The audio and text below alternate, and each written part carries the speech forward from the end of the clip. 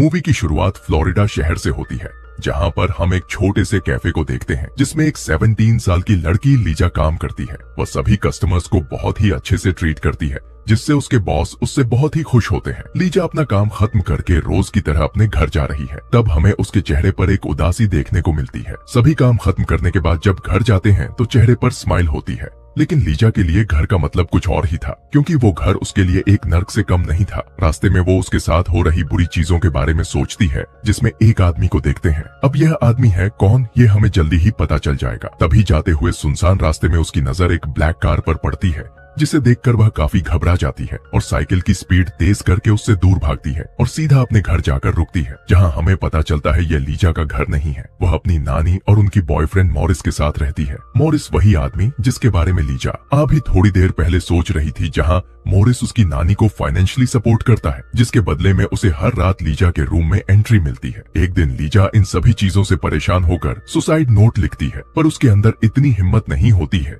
कि वह अपनी जान दे सके। यहाँ हमें पता चलता है कि लीजा की माँ ने 14 साल की उम्र में ही उसको उसकी नानी के पास भेज दिया था। लीजा को यही लगता था कि उसकी नानी की फाइनेंशियली कंडीशन ठीक नहीं है, इसलिए वह अपनी सारी सैलरी उन्हें दे दिया करती थी ताकि उन्हें मॉरिस की मदद ना लेनी पड़े। लेकिन लीजा के इतना करने के बावजूद भी आज तक कुछ भी नहीं बदला। अगले दिन लीजा अपनी छोटी बहन को कॉल करती है और वह उसे बताती है कि उसे यहाँ पर नहीं रहना है, उसे यहाँ बिल्कुल अच्छा नहीं लगता है। अपनी छोटी बहन से बात करने के दौरान वह अपनी मॉम से भी बात करती है। लीजा के साथ हो रही जो भी घटनाएं होती हैं, उसके बारे में लीजा अपनी मॉम को बताती है, जिसको सुनने के बावजूद उसकी मॉम कहती है, कुछ भी हो लेकिन तुम्हें वहीं रहना है और तुम्हें अपनी नानी को सपोर्ट करना है। और यह सब कहकर उसकी मॉम फोन रख देती है। अब यहाँ पर एक बात साफ हो जाती है कि लीजा के साथ हो रही घटनाओं के बारे में उसकी मॉम को पहले से ही सब कुछ पता होता है, मगर लीजा की मॉम को कोई फर्क नहीं पड़ता है कि वहाँ उसके साथ क्या हो रहा है। अब हम यहाँ देखते हैं कि लीजा की जिंदगी पूरी तरीके से नर्क बन चुकी थी, लेकिन क्या इससे भी बुरा और भी कुछ हो सकता था। अब यहाँ हम देखते हैं लीजा की जिंदगी में इससे भी बड़ा तूफान आने वाला था, जो कि लीजा की जिंदगी को बिल्कुल झकझोर के रख देगा। अगले दिन जब वो कैफे से निकलती है तो उसे रास्ते में फिर से वही ब्लैक कार दिखाई देती है, जिसको उसने पिछली रात को देखा था। इस बार वो कार उसका पीछा करने लगती है। जब वो अपनी साइकिल को तेजी से बढ़ाती है तो वो कार भी उसके साथ साथ तेजी से अपनी स्पीड को बढ़ा लेती है। लीजा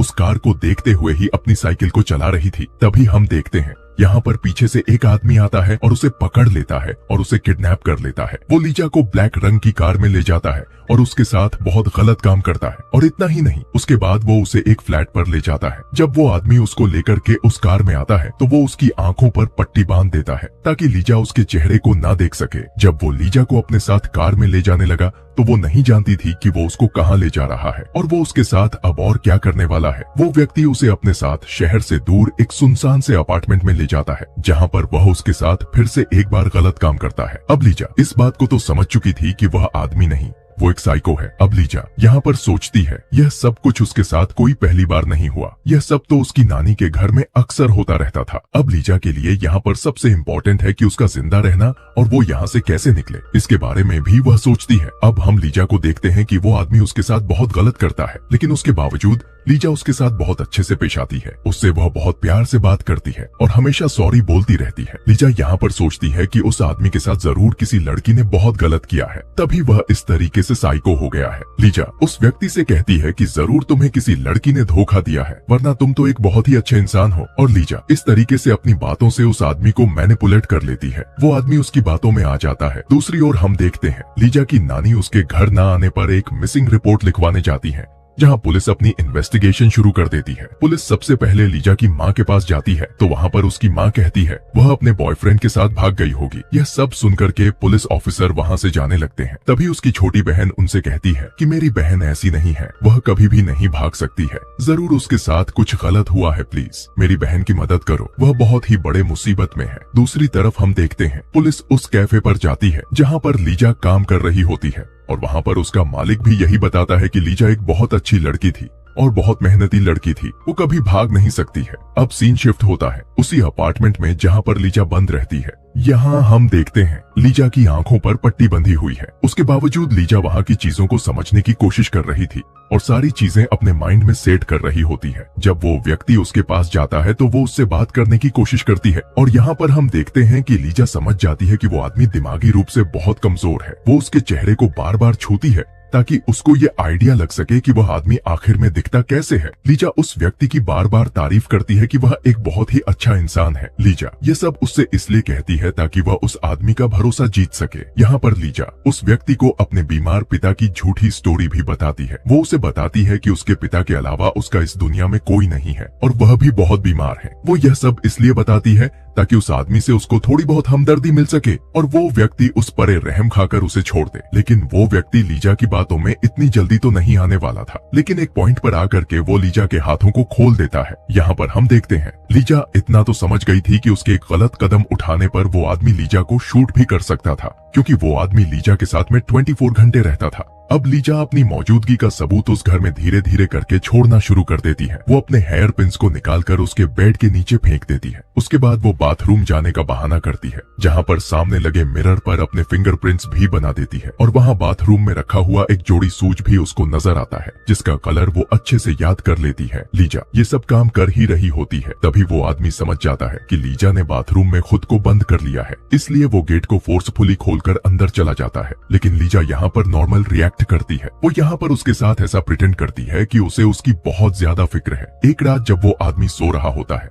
तब वो चुपचाप उठकर उसके फोन से कॉल लगाने की कोशिश करती है। जब वहाँ पहले दिन आई थी तभी उसको यह अंदाजा हो गया था कि इस घर में एक टेलीफोन है, लेकिन इससे पहले वो कॉल लगा पाती, वो आदमी जग जाता है और वो लीजा को पकड़ लेता है। वो आदमी लीजा से कहता है कि तुम बहुत ज्यादा चालाकी दिखा रही हो। यहाँ पर हम देखते हैं वो आदमी बहुत ज्यादा वायलेंट हो चुका था। यहाँ पर वो लीजा को जान से मारने की कोशिश करता है, लेकिन लीजा इस पर कहती है वो सिर्फ अपने बीमार पिता की तबीयत पूछने के लिए कॉल कर रही थी और इसके अलावा वो कुछ भी नहीं करती। वह अपने पिता को बताना चाहती थी कि वह बहुत खुश है और वह उसके लिए परेशान ना हो। लीजा की इमोशनल भरी बातों को सुनकर के वो आदमी काफी इमोशनल हो जाता है और वो उसे छोड़ देता है और वह फिर शांत हो जाता है। ऐसी कंडीशन में उसकी बहन की कही हुई बातें लीजा को याद आती है। उसकी छोटी बहन ने उससे कहा था चाहे कोई भी हालात हो लेकिन कभी भी गिव अप मत करना। एक दिन जब वो आदमी लीजा के क्लोज जाता है तब लीजा उससे कहती है अगर तुम मुझे छोड़ दोगे तो मैं कभी भी किसी से कुछ नहीं कहूंगी और मैं तुम्हारी गर्लफ्रेंड अपनी मर्जी से बन जाऊंगी। मैं कभी भी तुम्हें छोड़कर कहीं नहीं जाऊंगी, तुम्हारा ख्याल रखूंगी, तुम्हारे साथ में रहूंगी। ये सारी बातें सुनकर वो पागल आदमी लीजा से बहुत ज्यादा इंप्रेस हो जाता है और उसे छोड़ने के लिए तैयार भी हो जाता है। वहीं दूसरी तरफ हम देखते हैं फ्लोरिडा पुलिस डिपार्टमेंट में एक सीरियल किलर के बारे में पता चलता है, जिसने पिछले 6 महीने में कई लड़कियों को जान से मारा था। वो आदमी भी इस न्यूज को देख रहा होता है और तभी वो सोचता है कि यही सही समय है लीजा को छोड़ने का, क्योंकि पुलिस तो इतने बड़े केस को सॉल्व करने में बिजी है और इस वक्त पुलिस ऐसे छोटे मोटे केस पर ध्यान भी नहीं देगी। और वैसे भी लीजा ने तो उसे देखा ही नहीं है जिससे कि वो उसे पहचान सके। और यही सब सोचकर वो आदमी लीजा को उसी कार में बिठाता है और एक सुनसान जगह पर लेकर जाता है। इस सुनसान जगह पर आने के बाद फिर से वो आदमी अपने माइंड को चेंज कर लेता है और यहाँ पर वो लीजा को शूट करने की सोचने लगता है। लेकिन इस पर लीजा उससे कहती है मैं तुम्हारी गर्लफ्रेंड बनना चाहती हूँ, मैं तुम्हारा ख्याल रखना चाहती हूँ, मैं तुम्हारे साथ रहना चाहती हूँ, प्लीज मुझे मत मारो। वो साइको आदमी लीजा की उन बातों से पिघल जाता है। तभी वो लीजा से कहता है ठीक है, लेकिन अगर पुलिस तुमसे पूछे तो तुम बताना मैं एक काला आदमी और शॉर्ट हाइट वाला हूँ। और इतना बोलकर वो आदमी उसे छोड़कर वहाँ से चला जाता है। लीजा भी वहाँ से भागती हुई अपने घर को चली जाती है, जहाँ वो अपनी नानी से बताती है कि एक आदमी ने उसे किडनैप कर लिया था, लेकिन यहाँ पर उसकी बातों पर कोई यकीन नहीं करता है। अब यहाँ पर हम देखते हैं कि लीजा की नानी ने पुलिस में कंप्लेंट दर्ज कराई थी, तो यहाँ पर वो पुलिस को कॉल करके बताती हैं कि लीजा वापस आ गई है। उसकी नानी को लगता था कि पुलिस भी लीजा की बातों पर यकीन नहीं करेगी, लेकिन वहाँ पर इंस्पेक्टर लीजा से एक बार बात करना चाहता था। पुलिस ऑफिसर जानना चाहते थे कि आखिर लीजा के साथ में हुआ क्या है। लीजा यहाँ पर अपने साथ हुई सारी घटनाओं के बारे में बताती है, लेकिन यहाँ पर हम देखते हैं कोई भी उसकी बातों पर यकीन ही नहीं कर रहा था। उन सबका यही कहना था कि अगर उसके साथ में कुछ भी गलत हुआ है तो उसकी बॉडी पर कोई भी निशान क्यों नहीं है, और यदि उसके हाथ पांव खुले हुए थे तो उसने वहां से भागने की कोशिश क्यों नहीं की या फिर चिल्लाई क्यों नहीं। पर लीजा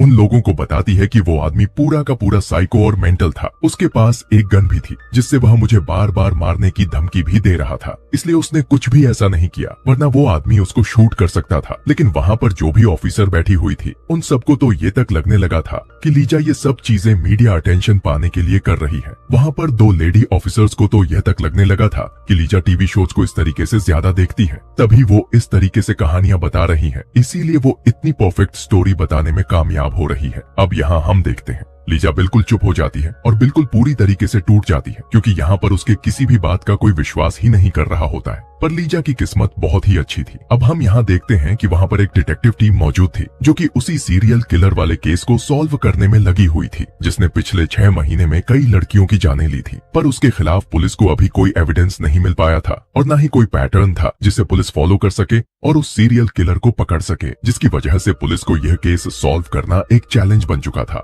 दूसरी तरफ लीजा को चुप देखकर वो लेडी ऑफिसर डिटेक्टिव लैरी की मदद मांगती है, जहाँ लैरी लीजा के पास जाते हैं, पर वह बिल्कुल खामोश थी और वह अब किसी से बात नहीं करना चाहती है। पर लैरी अपने पॉकेट से अपनी बेटी की तस्वीर निकालकर उसे दिखाते हैं ताकि लीजा को अपनापन फील हो सके और वो खुलकर उनसे बात कर सके। वो लीजा से कहते हैं, तुम्हारे साथ जो कुछ भी हुआ है तुम मुझे एक एक करके बताओ। जहाँ लीजा उन्हें सारी बातें बताना शुरू करती है, जैसे उस आदमी के पास एक ब्लैक कार है और उसमें रेड कारपेट लगी हुई है, उसके घर में 22 सीढ़ियां हैं, उसके कार के अंदर मैग्नम वर्ड लिखा हुआ है, उसके घर में एक वाटर बेड है, वो आदमी गोरा है और लेफ्ट हैंडेड है, उसके पास में एक गन है। इतना सब कुछ सुनकर लैरी कंफर्म हो जाते हैं कि लीजा झूठ नहीं बोल रही है। वो फौरन लीजा के केस पर इन्वेस्टिगेशन चालू करने के लिए कहते हैं, पर जब हिप्नोसिस की बारी आती है तो परमिशन के लिए उसके घर पर कॉल किया जाता है, जहां मॉरिस उसका फादर बनकर बात करता है और वह इस चीज के लिए साफ साफ इनकार कर देता है, जिस पर लैरी सोचता है कि कैसे पिता है जिन्हें अपनी बेटी की बिल्कुल भी परवाह ही नहीं है। वो लीजा से मॉरिस के बारे में पूछते हैं